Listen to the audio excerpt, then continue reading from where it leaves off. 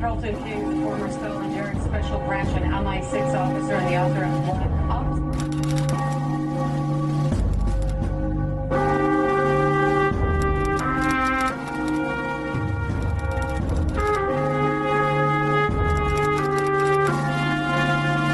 I was undercover for Special Branch in a jihadi organisation.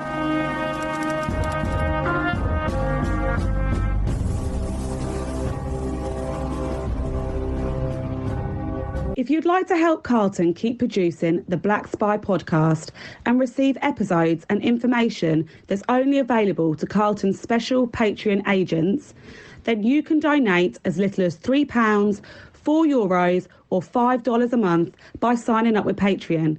See the Black Spy podcast notes or Google Patreon Black Spy podcast and pledge your monthly amount. You can even win the opportunity to be a guest on the show. Thanks for listening, and don't forget to subscribe for free. My name is Carlton King, and welcome to the Black Spy Podcast, the show that shines a light on the world of secret intelligence, national security, and armed governmental personal protection operations. But actually, really, and I say this every week, but it is true, really concentrates on what I'd call geopolitics, everything that functions around us and what we are, whether we like it or not, are part of by virtue of the people that run the world, that run our systems, run our countries or big businesses or whatever it might be. So what we like to do, and I say we because I'm back now with my podcast wife and my podcast, what word should I use in order not to upset the wife? Mistress, yeah, that's the one. Okay, wife's allowed it. Menage a trois. I'm back with them both, Firgas Esack and the lovely Dr. Rachel Taylor. Good evening, afternoon, morning, wherever you are, ladies. I was just going to say, like incredibly woke and trendy people call it throupling. All right. That will do me. I don't want to be part of a throuple. I just don't. I'm just different. I was like, oh, I've never been described as a mistress before. I'm presuming I'm the mistress. Absolutely. It's been hard to Absolutely. Yeah. Very good. Very good. And you can tell the psychology of that somewhere along the line. Now, in order to bring some order to the semblance today, what we thought we'd do, and I mentioned it on last week's, is basically the 12 days of Christmas in a strange way. And the strangeness of that is that we take several subjects, guess what, 12, and what we do is we would then look at those subjects, pretty quick fire, and say, this is what's happened throughout the year that is just leaving us.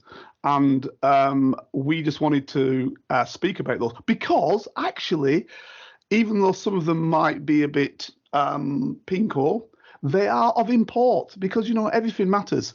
So I just wanted to do that. And I know, Rach and Fergus, I know you're the same, weren't you? Yeah, absolutely. Definitely. Super duper. So I'm suggesting... Go on. Oh, no, go on, Ray. Go on, Fergus. Yeah, well, I was just going to interject here that I think we are making podcast history right now because I'm sure that this has never actually been done before. It may work, and I really hope that your listeners do enjoy this. It may be utter chaos. We're just going to wing it. Yeah, we're not putting animals in as well, are we? We're not putting animals. Although, actually, if we're going to wing it, maybe we should have that mental image. I only found this out the other day that the partridge in a pear tree is supposed to be Jesus, but it's because it's because a mother partridge will die to protect its young. Right. So that's that. There you go. Every day's a school day, right? That's exactly what I was going to say. It is. Yeah. You know what? I'd never even thought about that at all. So we've learned something already. And after all, this is what the podcast is about, learning. Yes. So let's kick off. I'm dying to kick off first. Let's kick off with this shambles. Greedy. that we call, I know I am. You're going to talk about that later on, aren't you? But I'm going to kick off with that shambles we call government and hence the COVID inquiry. And I'm going to also throw in very, very quickly along the side a little bit about potential, something serious as well. So COVID inquiry, ladies, what do you think very quickly? What has it shown you? It showed me that I cannot read or watch anything else about it because it fills me so full of rage that I'm really concerned about my health. Yeah. It's absolutely. just, I was more, I think none of us quite realised what a pantomime it all was. Yeah, I have to say that I did right from the beginning. As a scientist, I felt right from the beginning it was a pan, and I spoke to everybody that I possibly could do. And I've got the emails and the letters to government departments, to my local MP to say, this is a shambles. What are you doing? Yeah. Well, I just filled out my my contribution to the inquiry, which you're allowed 55,000 characters. So yeah, obviously I used up. Obviously I completely maxed it. But I think it's funny, isn't it? Because sort of circling back to the way it was all playing out, and I know they're facing the grilling as we speak about the Eat Out to Help Out debacle. Debacle. I was about to say, yeah, grilling, like, every pun intended, but I think people would sort of started to roll their eyes at that point, and then by the time you got to the Barnard Castle thing, it was sort of, what is going on? This is crazy. And I did watch the sort of mockumentary that Channel 4 did about it, and obviously I know that they played it out with actors, but they were using the timeline of genuine events, the Partygate programme. And I just remember thinking, God, I have 4 children, so we have birthday parties, we have Christmas parties, we have like whatever. I still don't have that many parties, and I've got 4 children. It's like, how much of a child was Boris that he needed that many parties? You see, the thing is, the thing is, and the reason why I wanted to talk about this inquiry was that this is what I've seen in government, and frankly, to some extent, regardless of who's running it. But I think, to be fair, it was worse than here. Now, I wasn't there, but I have been there on various other occasions, and I've worked with all of these people. And I'll tell you dead simple, our system is not a good one. Ministers, secretaries of state often do not know what they are doing. And the big problem to add to that was that they brought in special advisors. Because when I first started in the branch and started connecting with these people, particularly on protection in the first instance, but also with our intelligence work, etc., and security work in the branch intelligence work in MI6, you can see that most of these people don't know what they're doing, right? And I think the idea of a special advisor was, in their mind, to say, okay, we've got civil servants who generally do know what they're doing, as a general rule. We've then got the ministers, secretaries of state, junior ministers under the minister who don't know what they're doing, but take on the role from the political perspective. And then you've got these special advisors. Now, the problem with special advisors was as follows. What happens is that a civil servant can only work for the minister, secretary of state, prime minister, when it relates to government business. But, of course, the main survival aspect of all of these people now is to stay in power. So what they really want is constituency business. And for those who don't know, it's basically when you're dealing with going out to your constituency and speaking to people in the constituency so you get voted back in and keep your salary. And for a lot of these people, it's now about salary, so they want to keep their good salary. They want to keep their expenses, etc., etc. And the special advisor can help with that, whereas the civil servant can't. So what you then will find is the civil servant's taking a back seat and the special advisor people are taking the front seat, which is why you get Cummins, who becomes so powerful, he's running everything. And this is the unbelievable situation you've got. He's effing and blinding, and even worse, He's telling civil servants, you are a C and I'll say no more. He's saying to the Prime Minister, you are this, that and the other. He's saying, I'm going to get rid of... I mean, this is unbelievable. And that's all recorded because luckily we had WhatsApp, which they think wasn't going into official papers. So the official papers are all cleaned up, etc. But then you saw the real, and I said to one set of people, the only people in my era, I believe now they may swear a little bit more, but in my era, the only people not swearing were actually the protection officers, the police who are doing protection. All these other people are shouting, screaming, swearing. It's unbelievable. It's just a disgrace. It's an absolute disgrace. I was like, where's the statesmanship? Where is it? Where is respect? Where is intelligence? Where is thinking before actually speaking? And the whole thing, it's like reliving it for me. It's a trigger event. Yeah. And we're going to talk about other things sort of later. It's a trigger event for me because not only, and you were talking about special advisors who are maybe not understanding, not knowing.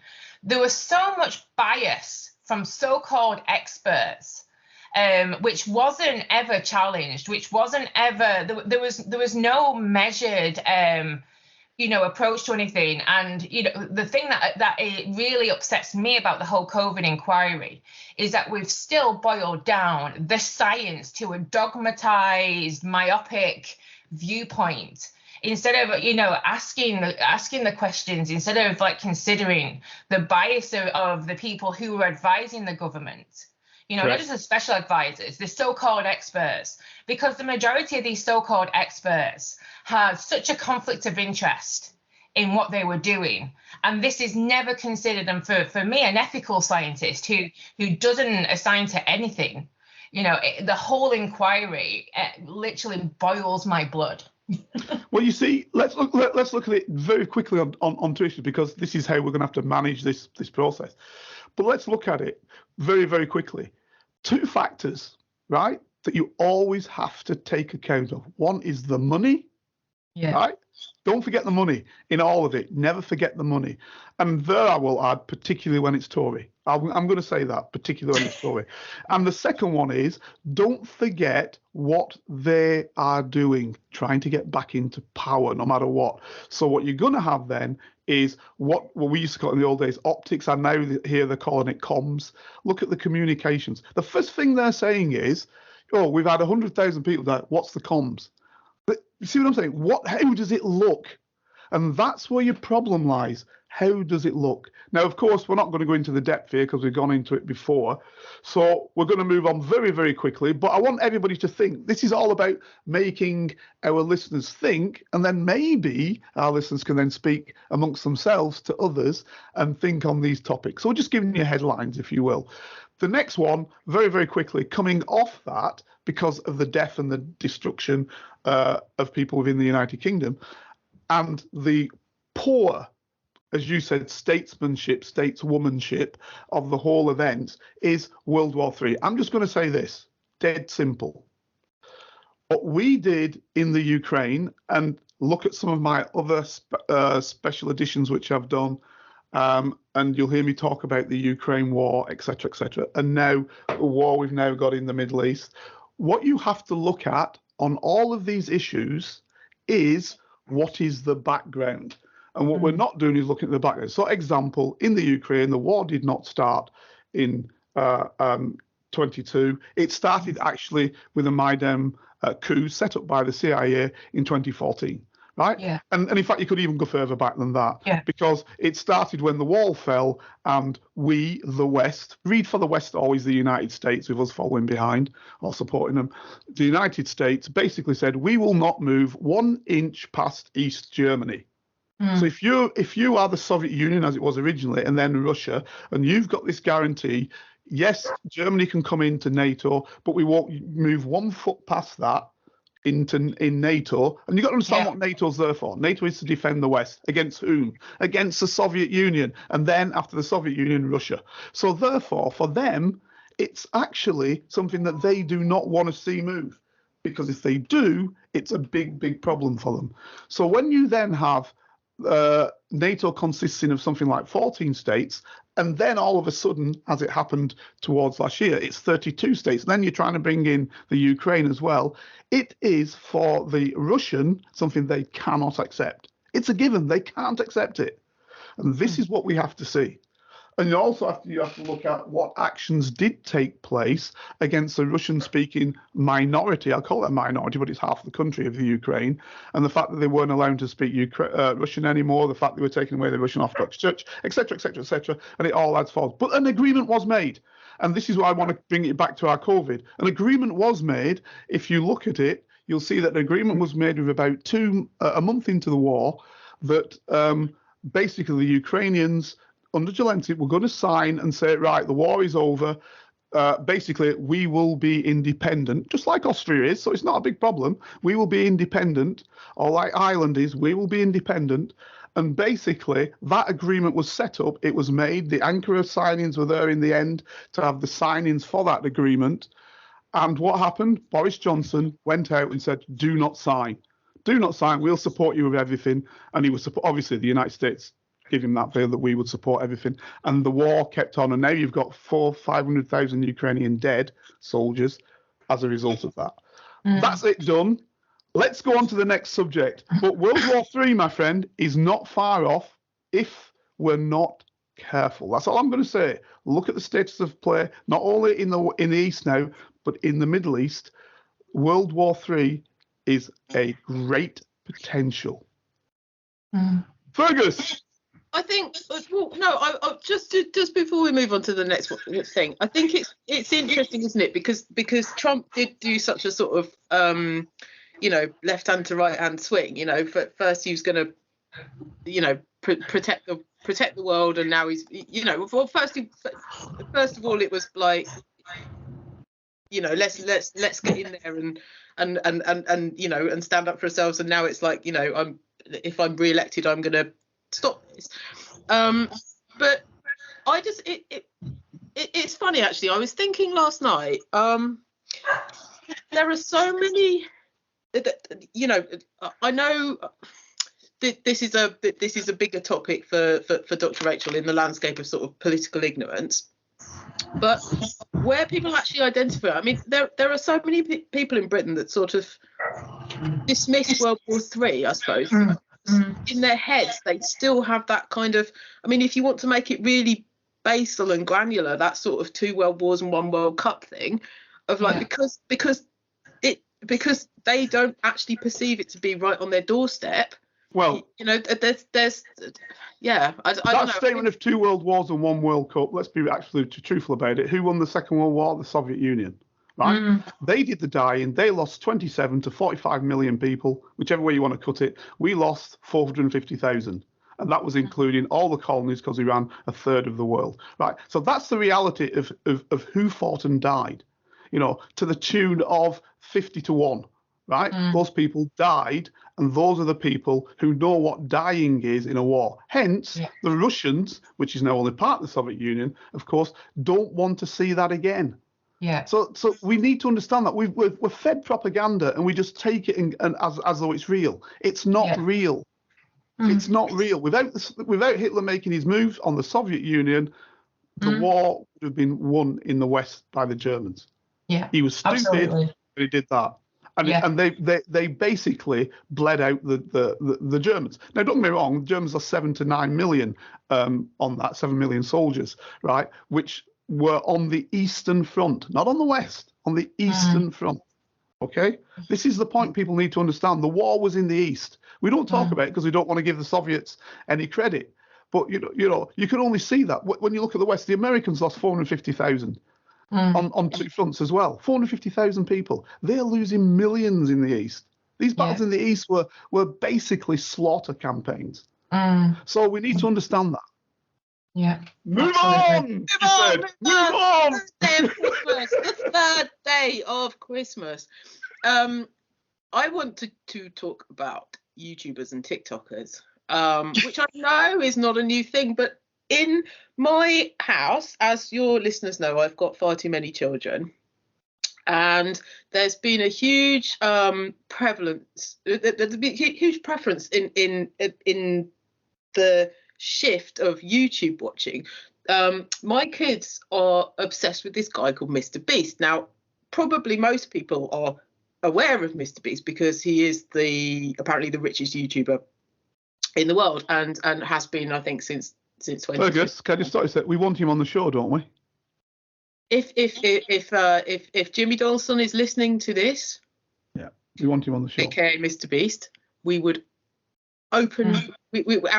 Our invite is open. Our invite is open. We would love to have you on the show and talk about this, because actually, in 2023, the reason why I'm putting this one on my list is because over the course of 2023, I've actually become a bit of a convert. I'm a fan. I want to say as well, I'm a fan, purely because he really upsets the left. Yeah, but where we've got to at the moment, which is why I'm putting this on the list, is because what's quite interesting to me. So I'm going to get Carlton up to speed because I know that needs to happen. Right.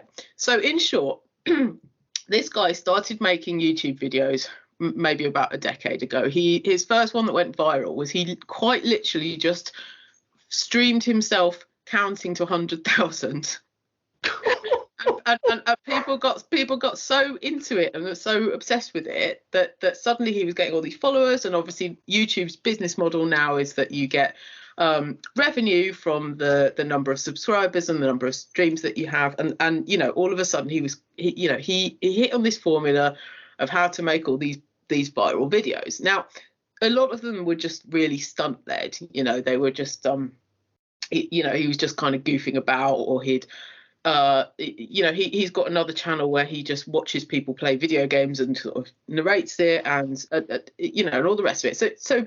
So he was in a sort of really basal. Dr. Rachel will probably say that there's a bit of your brain that was sort of responding to that. Yeah. Right. Then he started to realise that he got this, that he could use his YouTube videos for good and probably get more likes and views and subscribers, and he also realized that he could take his stunts to a whole new level, right? So on the stunt side, for example, like he buried himself in a coffin for a week. There was air in there, right? Yeah, but he was basically buried like 6 foot under in a coffin for a week, like live streaming it. He made so much money from that stunt alone that he bought YouTube, right? No. Yeah, he did. He bought it and then he gave it back, sort of thing. But again, even doing that as part of a stunt, it's very, very clever thinking. Yeah. But outside of this clever thinking, right, he's now become this humanitarian, this amazing sort of philanthropist, and he's using his money to do things that governments should have been doing all along, for argument's sake. So, he went to Africa and he was kind of saying, look, I don't understand why it takes such a long time to build a well. He was like, look, I'll just pay for it. I'll buy a well in 5 seconds. Here you go, have a well. Brilliant. There you go. Village in Rwanda or whatever, right? Mm-hmm. He created some content where there's a form of blindness that can be corrected with a really I know what you mean. laser surgery, right? Yeah. And he said, look, why is no one paying for this? And he got hundreds of people who had this condition, and he just paid for them to have this surgery. And suddenly, not only he's got this amazing content that's making him loads of money, but actually he's done something for good.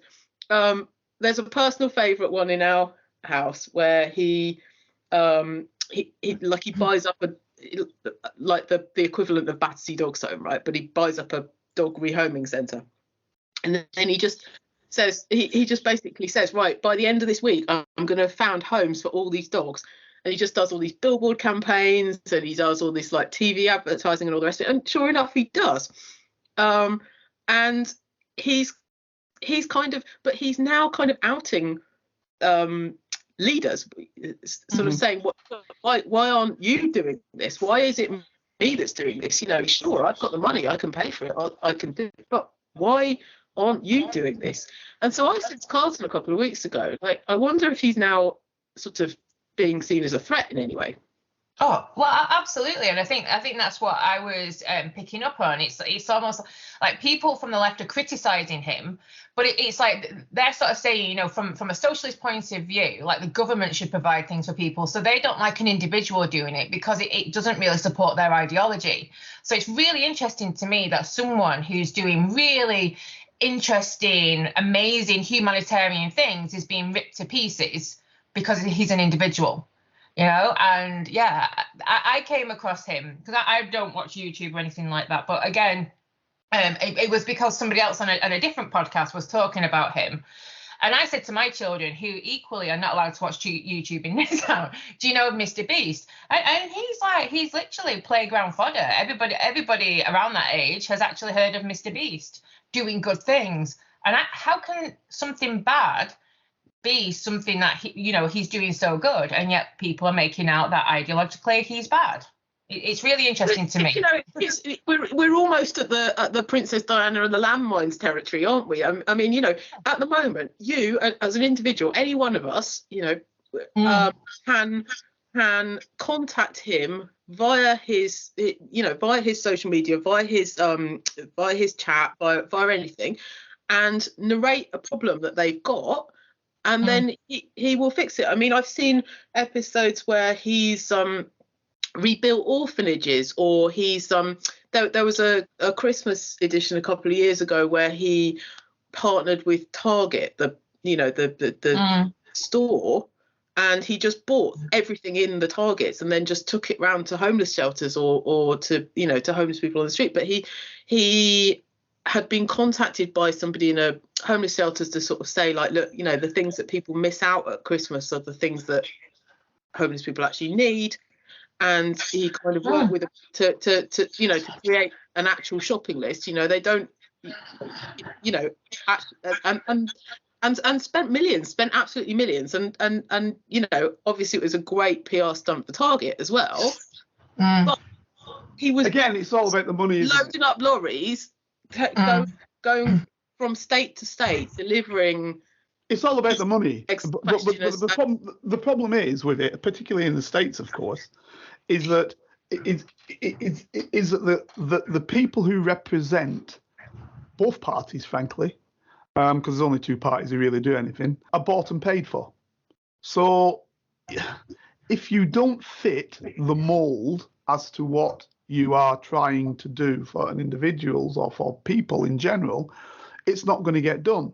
And you can see that in terms of where the money comes from. It's all about following the money. So if this guy is sitting in the middle and actually not following the money in that way, he's actually putting his own agenda, that's problematic for the people in power.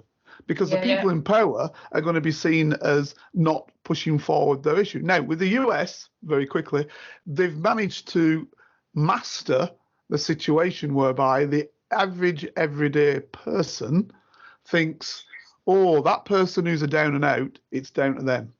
Yeah. There's no aspect of being down and out that is not their fault. Now, don't get me wrong, there are people who are down and out because it is their fault. But there is no aspect in the US mind that person can be down and out because it's systemic.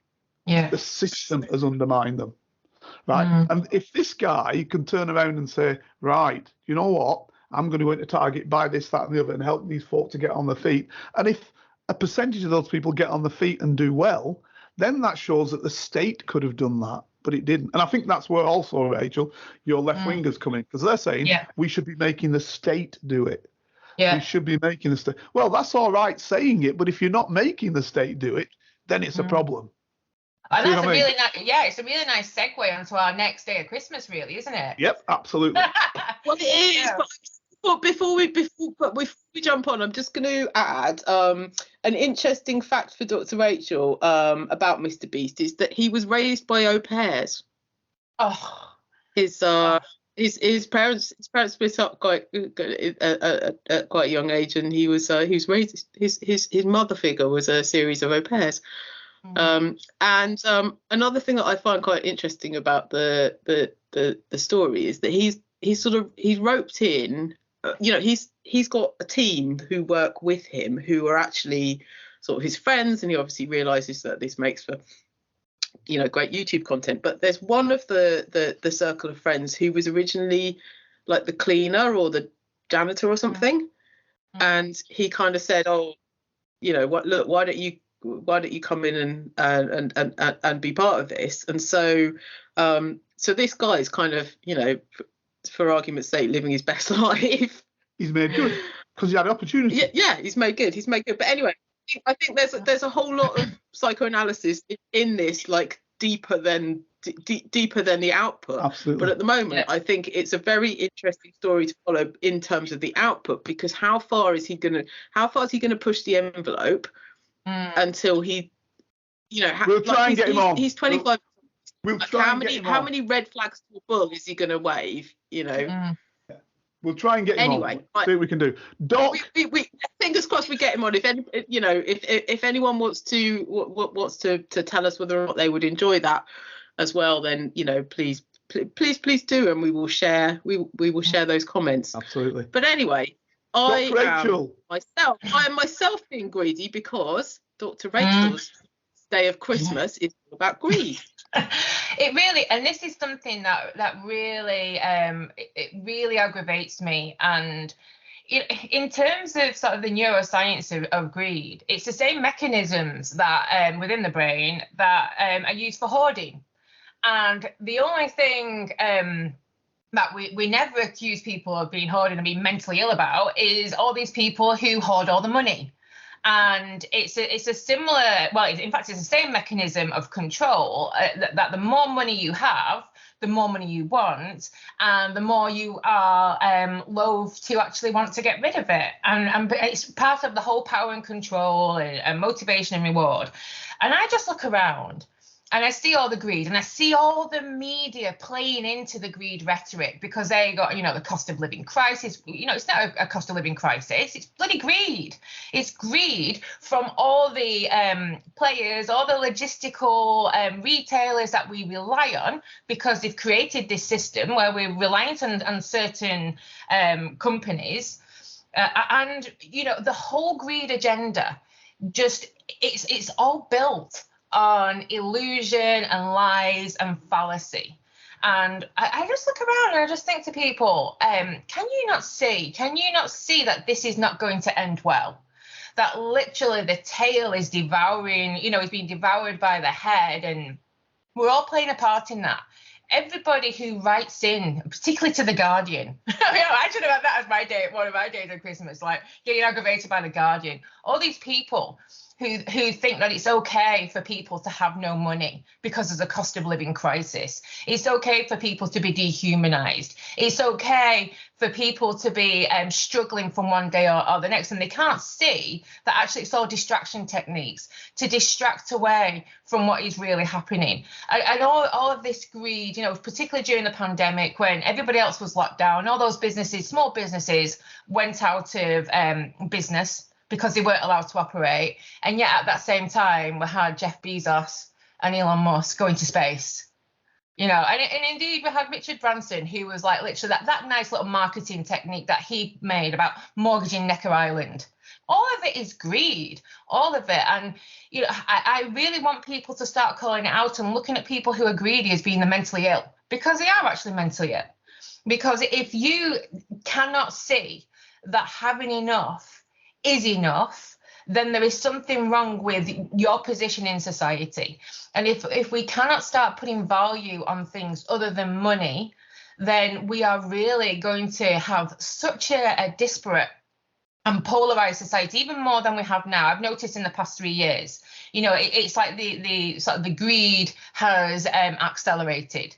And I think it was very much to do with the fact that as a nation, there's quite a few within the Western society, we allowed people to exercise their need for greed, and the biggest transference of wealth that has ever happened, and now all of those people are actually scared of losing their money. So everything that's happened since is literally the people with everything who are vilifying and dehumanizing and making things tougher for people who have nothing.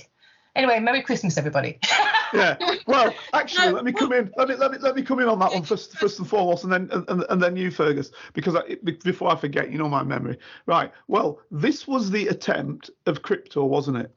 Yes. Crypto was actually an attempt to stop doing what you're talking about, was to bring up another model of wealth, money, a store of value that was not controlled by the people at the top. What happened is, as you can see, is that the people who worked their way through to crypto and got to the top in crypto, not all of them, but you can just see Freed and others, they then wanted to play like the big boys do. So the problem is, and this is why I wanted to jump in very quickly on that, is it something that is within humans, that greed is something that will never be underplayed?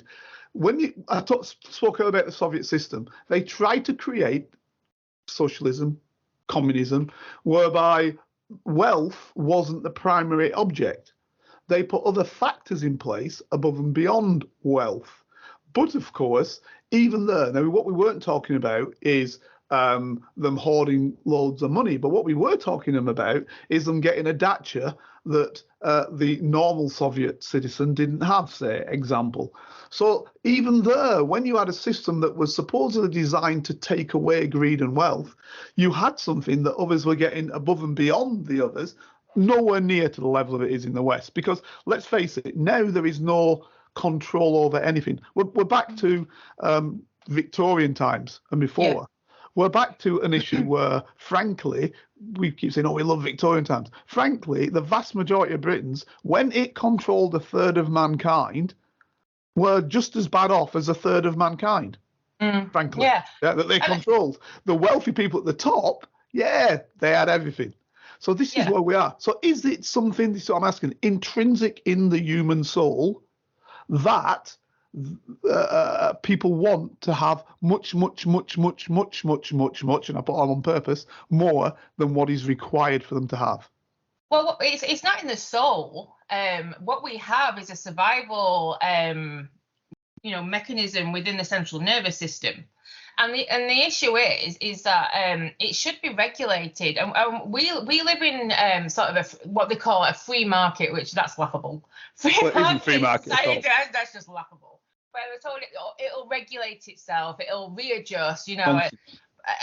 Absolute nonsense. And the fact is that even though the people who are controlling the power, controlling all this money, even though they on some level know that it's an illusion, because there is enough for everybody, they just don't want there to be, so they're controlling all this narrative. Now, don't forget that the limbic system within their brain and the basal ganglia, which is the most ancient part of our brains, they're susceptible to the narrative that they're creating. So on some level, they will be believing what they're telling the media to say. So in doing so, they're reinforcing that they have to keep on accumulating. So that literally is what's happening. Now, you need some people who have solid integrity, who haven't got a price. And I'm glad to say that I haven't got a price. In that I try to do as much as I can, because my vision is to create a better and kinder world. And that is first and foremost. But I do understand that, that I am unique in that. So you need to have people who are in charge and who can be the mediator and the moderator. And this is a problem, is that there's nobody mediating or moderating who are making these decisions about society who haven't got a price. I cannot think of anybody of integrity who is making decisions about humanity right now. Not one person. And that's the issue. And that's why greed is allowed to infiltrate and propagate and grow beyond what it should be. And it wasn't greed from sort of the initial ancient human beings. It's a survival thing. And you know, so it's evolved over time that even though we have enough and sufficient, we're not operating under the same conditions as our ancestors did 250,000 years ago. We're operating under an environment that actually allows greed to grow, and that's the problem with all of this. Yeah, and look, so my 10 pence worth, and you know, I'm just taking this back down to mum level, really, but looping back to 2023, another thing that's sort of on my radar a lot, which I really have a problem with, is this. It's things like platforms like Too Good to Go or something, right? Mm-hmm. So going back to what Dr. Rachel was saying about we should create a society where people aren't hungry every night, where you know, where people have enough, they just have enough, and enough is enough, you know. Brand Too Good to Go, this is actually like the premise of it is that brands like Starbucks or Greggs or you know, Spa or you know, get like petrol station supermarkets or whatever, Budgeons, like, will list stuff that they're going to chuck out anyway and suggest that people come and just buy it up at a bargain price. And people subscribe to this, and people travel. People actually like travel, like, you know, miles to go and get cheap price unhealthy food because it's marketed via this app, because it's supposed to be something that's you know, that's helpful, that's helping to feed the nation, you know. Another issue that I've got at the moment is that we've got I mean, I'm 100% behind all the brilliant work that brilliant food banks are doing, but my children were asked to bring in a list of food to stock up the local food bank, you know, in the run up to Christmas, and honestly, the food list is laughable. You know, that we all know that there are essentials that you know that humans need, but I mean, store-bought mince pies, for goodness sake. Are we all saying this though? I'm not being the Grinch that took away. I'm not being the Grinch that took away mince pies. I mean, I make quite nice. I've just made my own mincemeat. You know, I make quite good mince pies. But do you know what I mean? No, but Fergus, Rachel, are we all saying this because, let's face it, we're relatively in the system relatively well off? If we weren't relatively well off in the system, would we be saying this? Or would we have been brought up with such a hard edge that we say we want as much as we can get? Because after all, and this is the thing we need to remember before we move forward, after all, let's be truthful, and this is where the ignorance come in, and I want also listeners to consider all of this. The system we are in, which is called capitalism, look the system up. The system we are in basically has losers in it, and it has winners in it. Otherwise, it can't function. So you have to have people who will be the ones who will create for others to live off. And if you don't have them, we don't have parts of the world that are in hunger.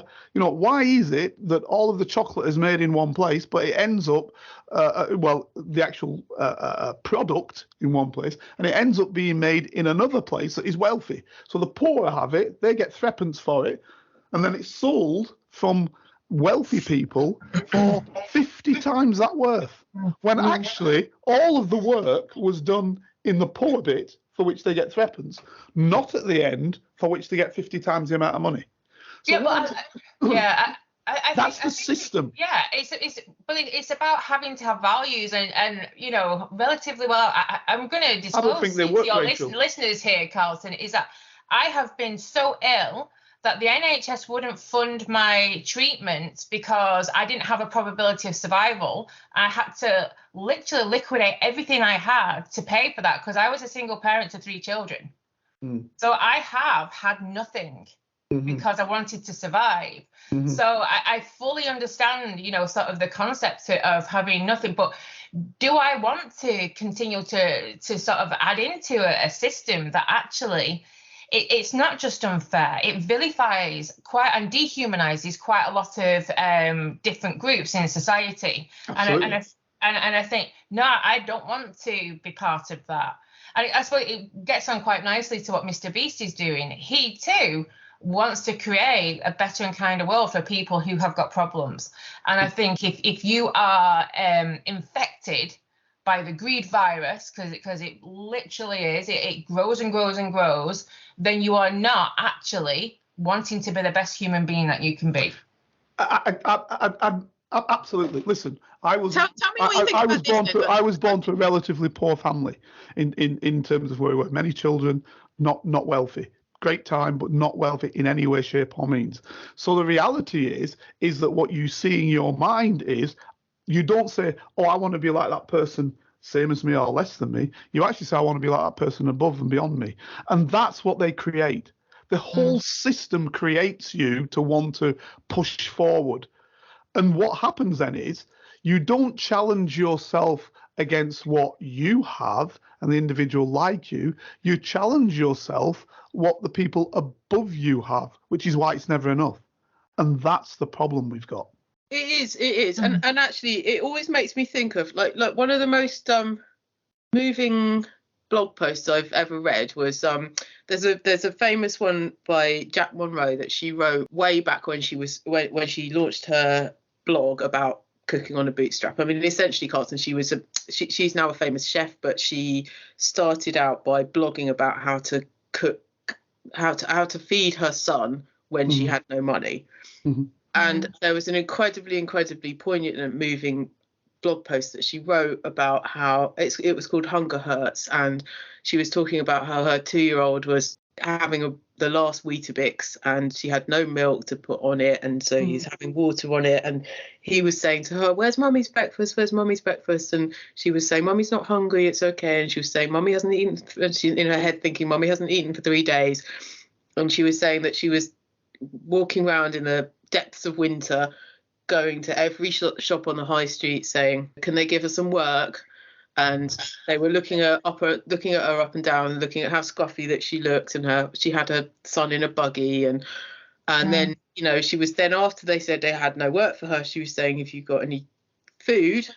And they were saying no, and, you know, she was again thinking in her head, like, you know, perception is reality, right? They're just looking at me, they think I'm a beggar, they think I'm, you know, whatever. And anyway, and this piqued the attention of a journalist, and this sort of started off her career. And then about a decade later, she's back in that same situation. She's sort of, you know, was kind of back on the breadline. She was kind of having to say, like, actually, it's all very nice and good having you know, an article in the Guardian or having a few cookbooks out and all the rest of it, but it still actually doesn't pay the bills.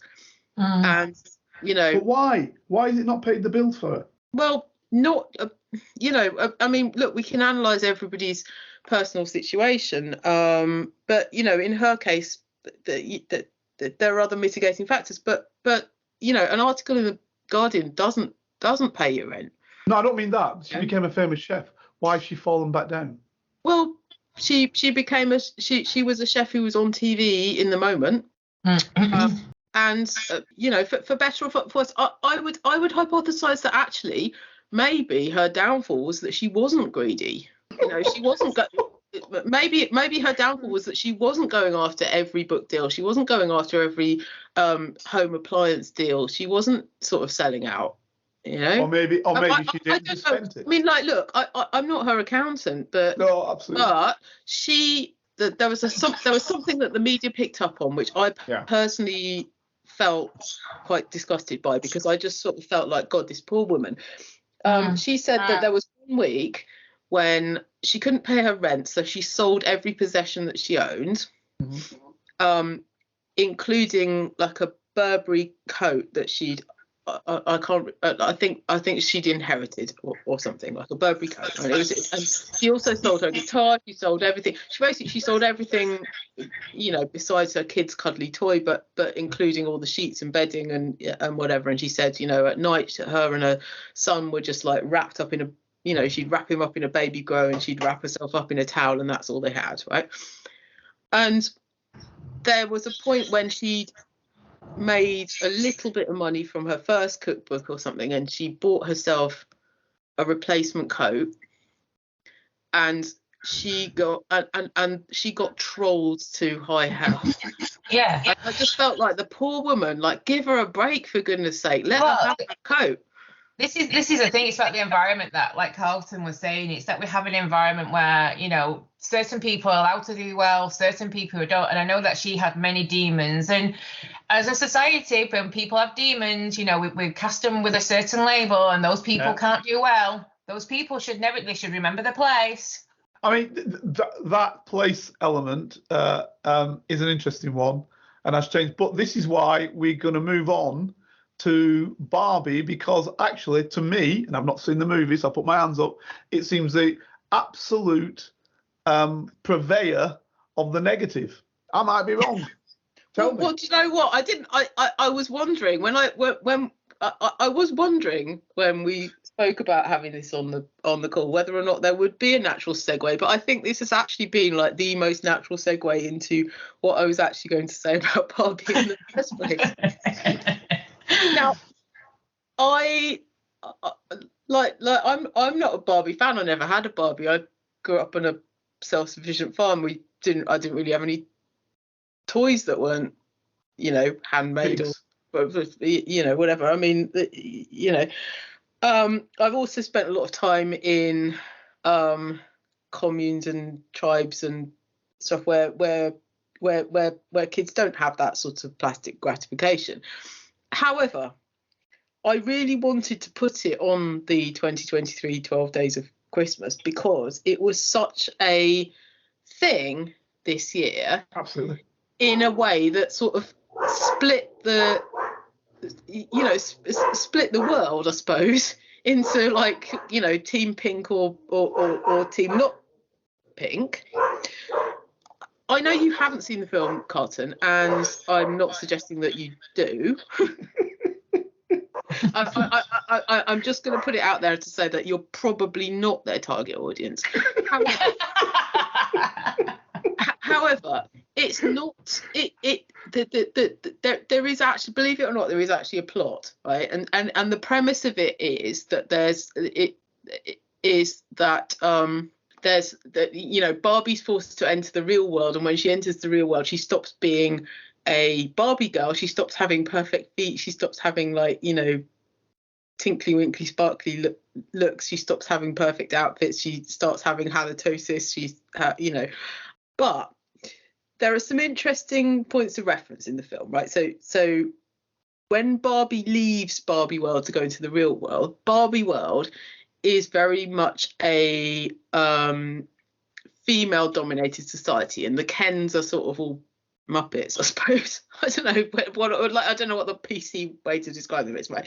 But the Kens are, like, you know, the sort of insubordinates. And then she goes into the real world and she realizes everything, but Ken comes with her, and Ken then realizes that there's a patriarchal society, and then he goes back and he sort of leads all the Kens to sort of stand up and fight, and then so then Barbie has to kind of, you know, come back and sort it out, and in the end she goes back to the real world, right? That's I don't really need to sum up the film to most of your listeners because they probably missed it, but this is not going to be well, I don't know. To me, I wanted to put this in, right, for two reasons. One, so many global brands got behind the marketing of this film, right? So many global brands, right? I mean, honestly, everyone from Airbnb to Primark to Xbox to, you know, I mean, I know I've said this on a previous episode, but I did actually quite like, I did think the Heineken thing when they just shortened their brand to Ken was quite funny. Low, you know, it was big money, it was big business and all the rest of it, right? At DAPS, we have a client, like, whether or not you believe in all of this or not, we have just started working with a medium. His name's Raphael Pathé, and one of the things that he told me when I first spoke to him was that he's currently channeling Marilyn Monroe's spirit. Okay, take that as you will. But he said to me that one of the things that Marilyn is telling him at the moment is that she felt like what she was trying to do was much more aligned to feminism, and she was never represented as a feminist. Mm-hmm. And so there's a deeper question that sort of ended up being, you know, like not even the wheat from the chaff, but I mean, you know, the Guardian readers and the do-gooders from the Mattel fans, I suppose. Is there a feminist message in Barbie, or because so many brands were getting behind that, were they getting behind that sort of girl power thing, or is it just because because Barbie's a global brand? Can I have my two pennyworth? Go. Not having seen the movie, knowing very little about it, I would suggest. Have you ever actually seen a Barbie doll? I've seen a Barbie. Yeah, absolutely. Seen them knocking about. Right. I would actually say that what you're getting in Barbie is what you're getting with most things, and it's what I said right at the top of the show: follow the money. Right. Now, let me give you an example. I've had him on the show. He's a man by the name, in fact, I've had him on twice, Mike Kilgannon. Now, he was the guy who first started doing these way back in the early era of mobile phones, when you could actually, what did he call it? You could actually get prizes and gifts on the mobile. He started all that, which led. Now, the reason why he did it is it provided data and provided information, right? And that information and that data helped you out. Now, he was also doing stuff for banking. Now, this is, listen to this. So this is right in the beginning. He was working on a system whereby when a person reached the age of 18, important because in the United Kingdom and in many, many other countries, it's the age of economic responsibility. So therefore, you can be held responsible for your economic actions. Right. So what they wanted to do was assess at 18 what a person's capacity is to make money. Right. So are they going to university? Have they got good A levels? Are they already working and not doing well? Are they working and doing okay because they're working as an electrician or whatever? And then what they do is they'd send a letter to each one of these individuals who's turned 18, who are spontaneous anyway, and they'd say, listen, we will lend you 100,000 or we'll lend you £1 million. Don't care. 100,000, million, 5 million. We'll lend it to you, right? All you need to do is pay us back at interest. Because the point was they'd have you then for the rest of your life. So for the rest of your life, depending on what level you might be, you'd be paying back money. They've already made the money on the fact that the way the system works, somewhat like your records, Fergus, if you remember, it's gone out of the factory, so you've already sold them. They've already been bought. You see, remember that record one you told me about when we did Morgan Khan? Right, so it's like that. So basically, the money's gone, now we've got you. Now, he'd contacted me for one simple reason. He wanted to know, how do we police it? This is years and years ago. How do we police it? Can we police it around the world? So if we give a guy £1 million and he flies off to Brazil, can we get him back and still keep getting his money? Or have we lost him? So their interest was, how do we police this process? The concept was totally accepted by everybody. Nobody had any problem with it whatsoever, because it was all about the money and the debt of the money and the continuance of the debt. So why does this connect with Barbie? Because all they are doing, if they call it feminist, great, we just want women to buy more stuff. And we'll have them, and all our companies will come together and have them buying this and buying that and buying the other. And we'll say we're empowering women, when in reality, all they're doing is getting you to buy more stuff. It's all about the money, and they'll use any label. Doesn't matter what the label is, they'll use it. If it's a wartime label, you know, all right, okay, so we need 155 millimeter shells. That means we're going to have to make more 155 millimeter shells for warfare. Brilliant. Good, because that's the money. We're going to get the money behind it. And I'll leave you with this one on this subject. And I know it seems like it's really off the issue, but it isn't.